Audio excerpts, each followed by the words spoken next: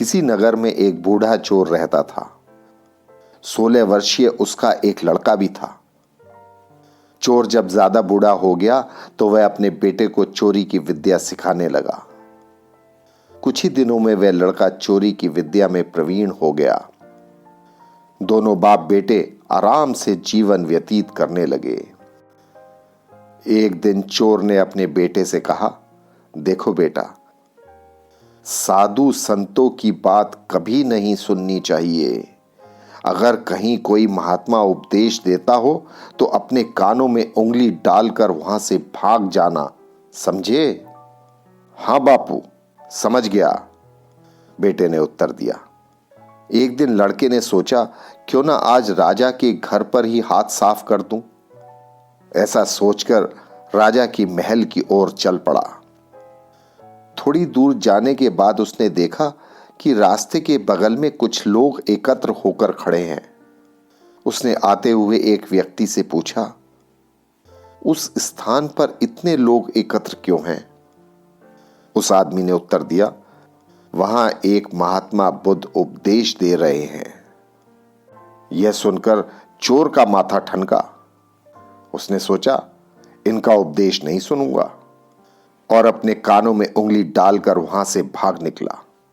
जैसे ही वह भीड़ के निकट पहुंचा, वहां एक पत्थर से ठोकर खाकर नीचे गिर गया। उस समय बुद्ध कह रहे थे, कभी झूठ नहीं बोलना चाहिए।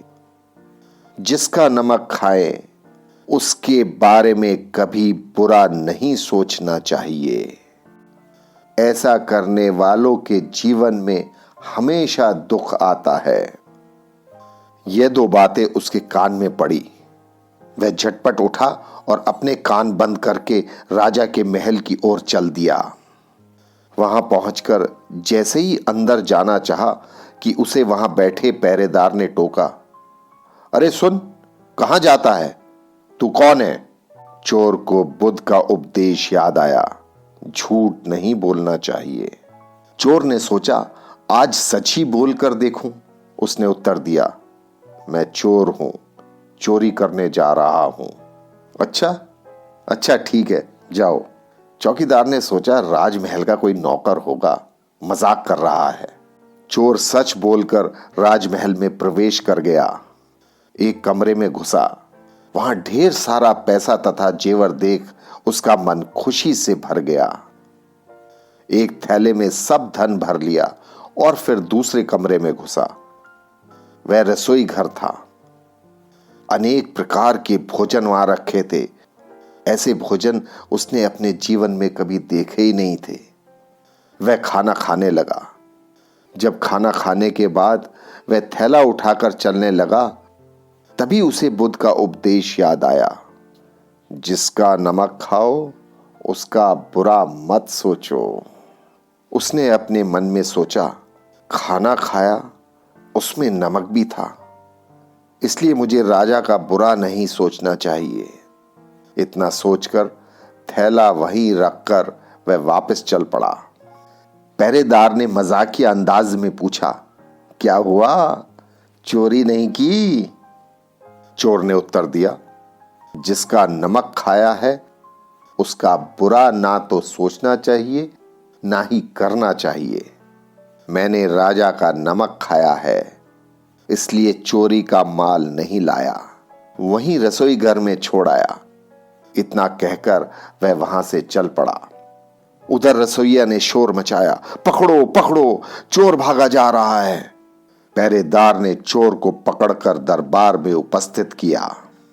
राजा के पूछने पर चोर ने बताया कि एक महात्मा के द्वारा दिए गए उपदेश के मुताबिक मैंने पहरेदार के पूछने पर अपने को चोर बताया, क्योंकि मैं चोरी करने आया था।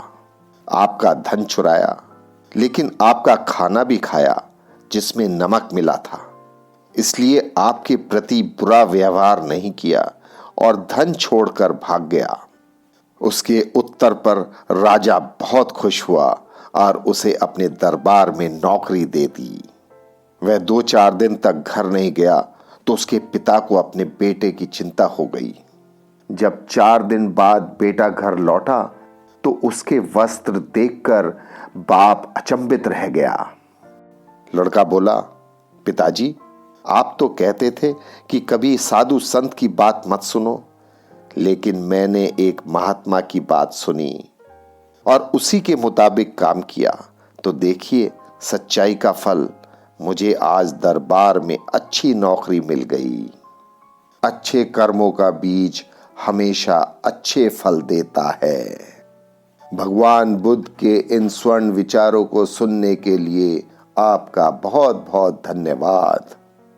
मैं प्रकृति के कण कण को नमन करता हूं।